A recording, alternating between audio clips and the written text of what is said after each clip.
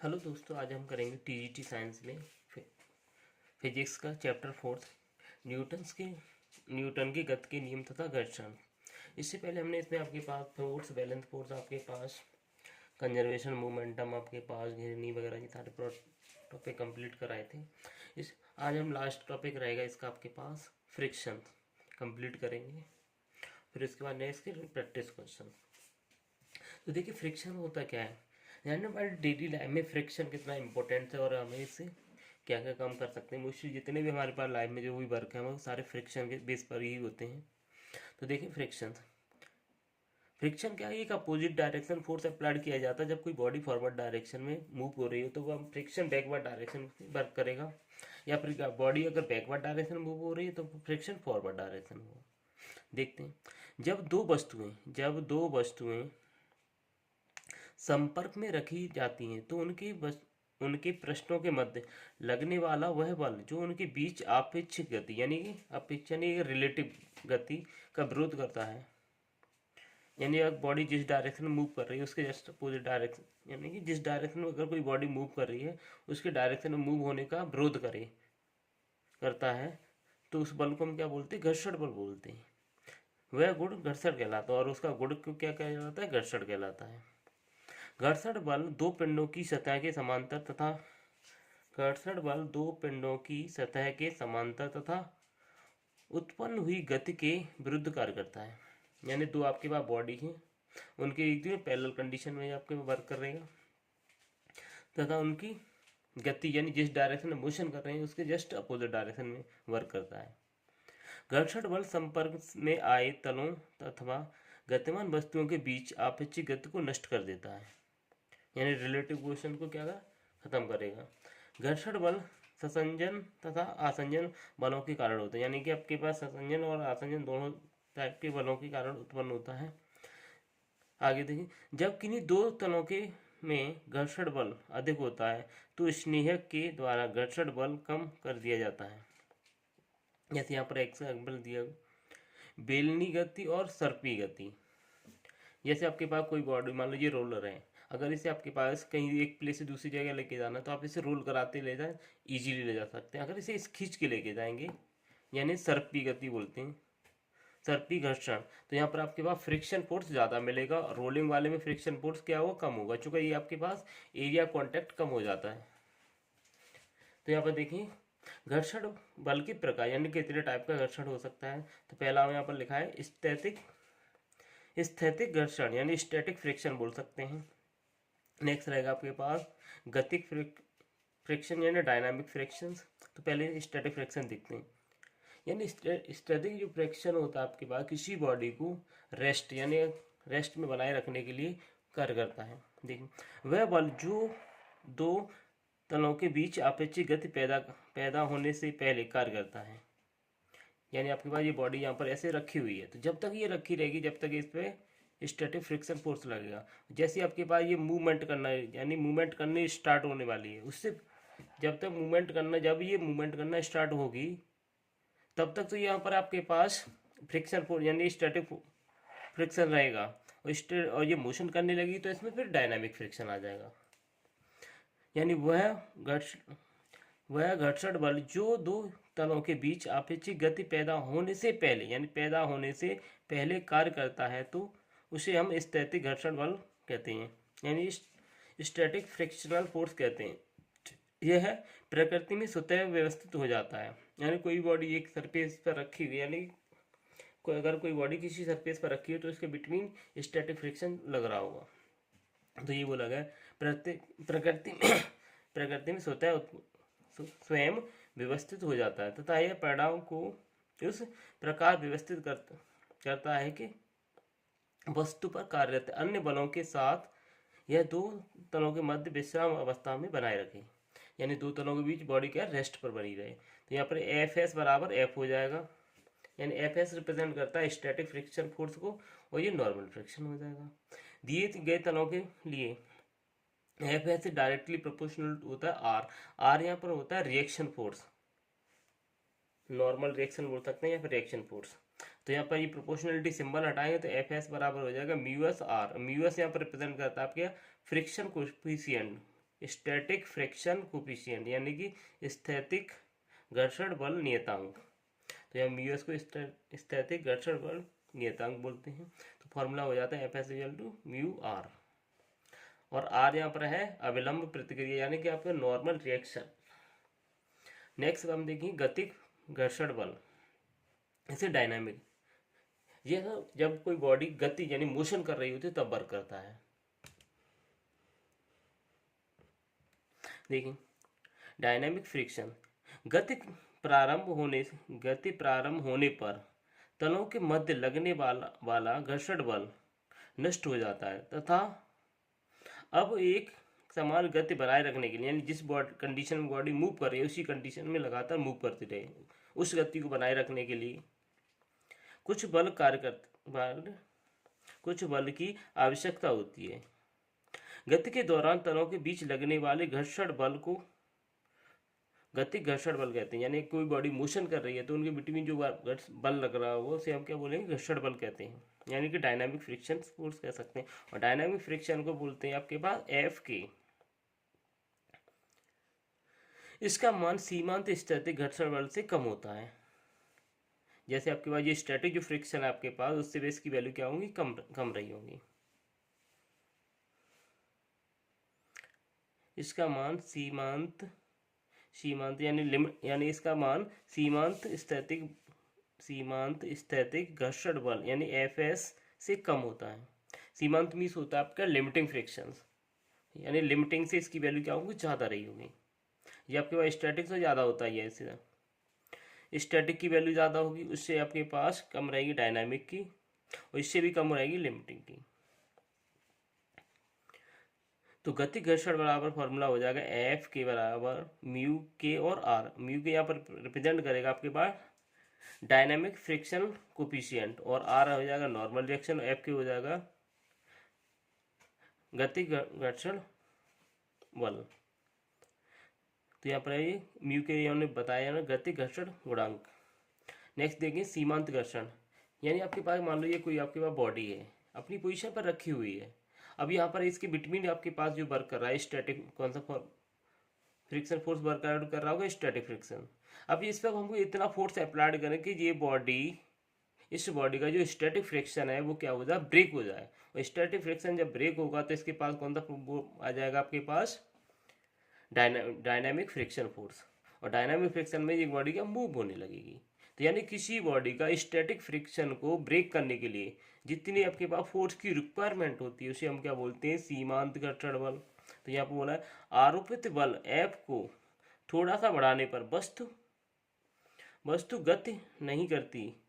इससे तात्पर्य है कि स्थैतिक घर्षण बल एफ एस भी पुनः बढ़कर एफ के एक नए मान के बराबर हो जाता है। इस प्रकार जैसे जैसे एफ का मान बढ़ाते जाते हैं स्टैटिक घर्षण यानी स्टैटिक जो फ्रिक्शन बल स्टैटिक फ्रिक्शन फोर्स है वो क्या हुआ, बढ़ता जाता है। स्थैतिक घर्षण बल एफ एस के इस मान को ही सीमांत घर्षण बल कहते हैं। जैसे जैसे हम फोर्स बढ़ाते जाएंगे आपके पास जो स्टैटिक फ्रिक्शन है वो क्या धीमे धीमे कम होता चला जाता है, और एक कंडीशन आएगी जब बॉडी क्या कंटिन्यूसली मूव करने लगेगी।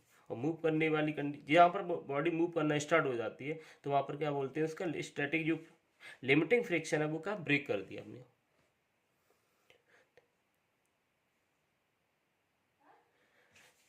सीमांत घर्षण के नियम, लॉ ऑफ लिमिटिंग फ्रिक्शन यानी कि कुछ लॉ हैं। तो पहला देखिए फर्स्ट लॉ, सीमांत घर्षण का मान दोनों संपर्क पृष्ठों की प्रकृति व उनकी रुक्षता पर निर्भर करता है। यानी आपके पास जो फ्रिक्शन फोर्स यानी कि वो बिटवीन जो सरफेस है उन पर डिपेंड करेगा, कॉन्टैक्ट पर।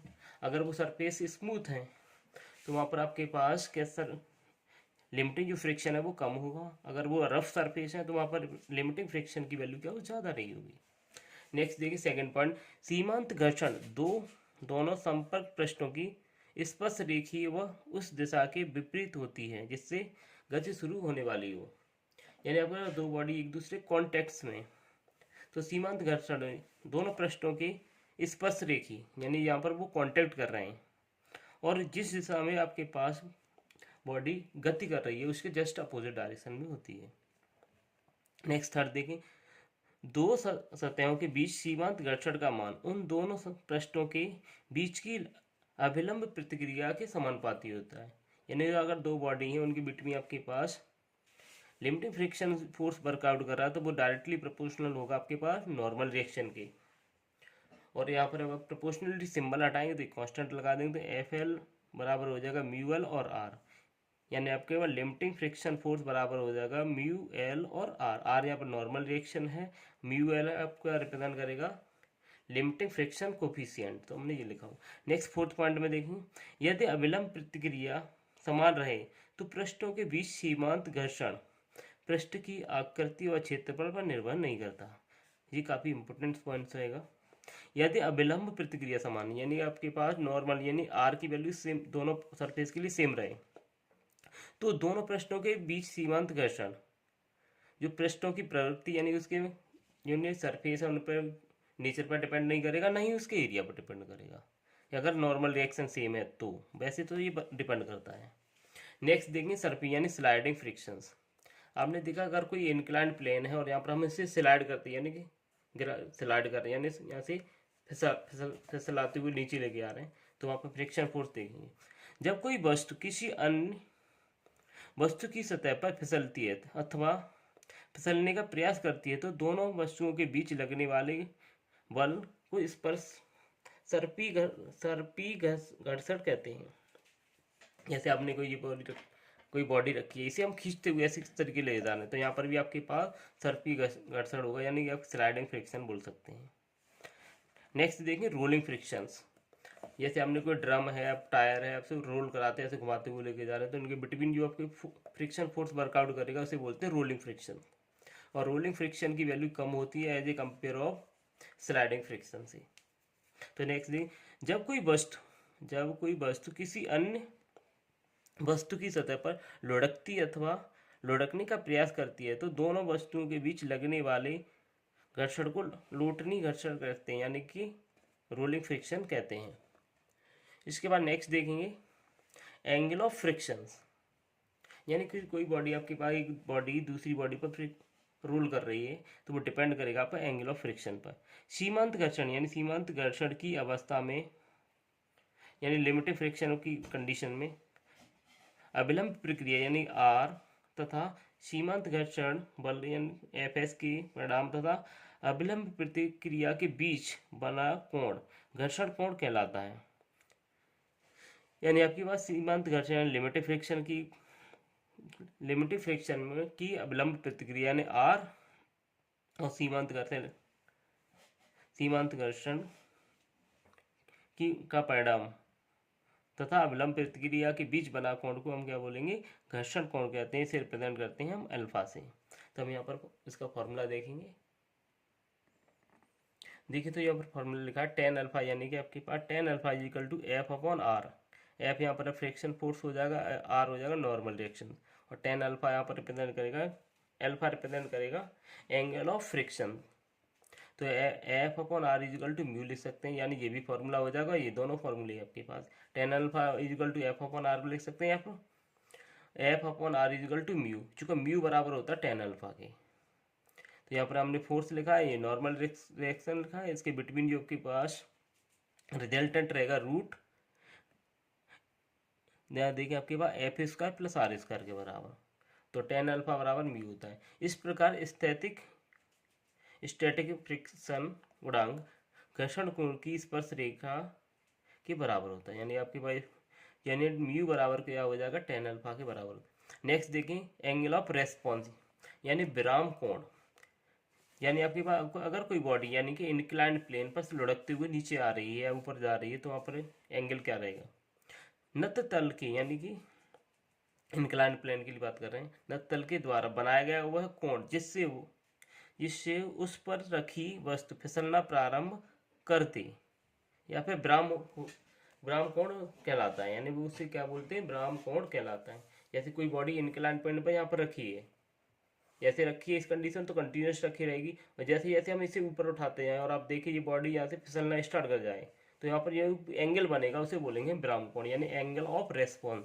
तो ये यहाँ पर एक बॉडी रखी हुई है, ये मान लो ये ऐसे इस तरीके से रखी है, तो ये बॉडी यहाँ से रोटेट नहीं करेगी डाउनवर्ड डायरेक्शन। धीमे धीमे ये एंगल बढ़ाते जाए तो आप देखेंगे ये बॉडी नीचे आना स्टार्ट हो जाती है। तो यहाँ पर वो जब बॉडी वो फिसलना स्टार्ट कर जाए, जिस पॉइंट पर वो बॉडी फिसलना स्टार्ट कर जाए, तो वो जो एंगल बनेगा बिटवीन, तो उसे बोलेंगे एंगल ऑफ रेस्पॉन्स। नत्तल के द्वारा बनाया गया वह कोण जिससे वह उस पर रखी वस्तु फिसलना प्रारंभ कर दे ब्राह्म कोण कहलाता है, यानी साम्य अवस्था में। तो F S is equal to M G, यहाँ पर कंपोनेंट वाइज ब्रेक करें तो एम जी वेट हो जाएगा डाउनवर्ड डायरेक्शन में, तो इसे ब्रेक करें हॉरिजॉन्ट, यहाँ पे चूंकि हमने यहाँ पे एंगल लिया बिटवीन थीटा, तो थीटा यहाँ पर भी बन जाएगा। तो इसके हॉरिजॉन्टल और वर्टिकल कंपोनेंट, तो हॉरिजॉन्टल कंपोनेंट हो जाएगा वेट का M G cos theta, vertical हो जाएगा M G sine theta. Normal direction perpendicular direction हो जाएगी क्योंकि बॉडी नीचे आ रही है, और फ्रिक्शन फोर्स हो जाएगा अपवर्ड डायरेक्शन में।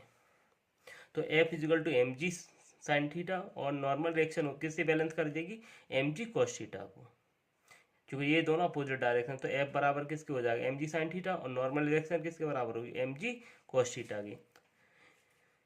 एक को दूसरे से विभाजित करने, यानी आपके पास अगर एफ को, यानी एफ को अगर इससे नॉर्मल डायरेक्शन से डिवाइड करें तो क्या हो जाएगा, एफ अपॉन एन, और M G sine theta divide by M G cos theta, तो ये एम जी से एम जी कट जाएगा तो बचेगा टेन थीटा। तो एफ अपॉन एन को हम क्या ले सकते हैं, टेन थीटा, और एफ अपॉन एन बराबर किसके होता है, म्यू के। तो इस प्रकार सीमांत घर्षण गुणांक विराम कोण का स्पर्श रेखा के बराबर होता है।